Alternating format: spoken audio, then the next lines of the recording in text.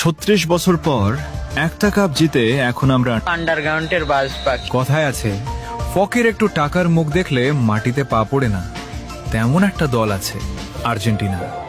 2022 বিশ্বকাপ জেতার পর এমন ভাব ধরছে মনে হয় ফুটবলের জন্মটাই বুঝি 2022 সাল থেকে হয়েছে। এখন তারা অন্য কোনো দলকে দলই মনে করে না। তাদের ভাব এমন, বাকি সবাই মাঠে শুধু হাজিরা দিতে আসে। ব্রাজিলের 5টা বিশ্বকাপের কথা বললে বলে ওগুলো তো অনেক আগের। আরে ভাই, পুরনো বলে ইতিহাস কি ডিলিট হয়ে যায় নাকি? তারপর আবার বলে সব বাপদাদার অর্জন।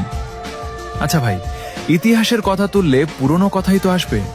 আর তোমাদের ইতিহাসে তো ডিয়েগো মারাদোনার সেই হাতের গোলের গল্প আছে। তবুও এত ভাব। আর আমাদের বাপদাদাদের ছিল জমিদারি, 5টা কাপ রেখে গেছে উত্তরাধিকার হিসেবে। If you don't mind, Argentina সাপোর্টাররা কি আবার করলে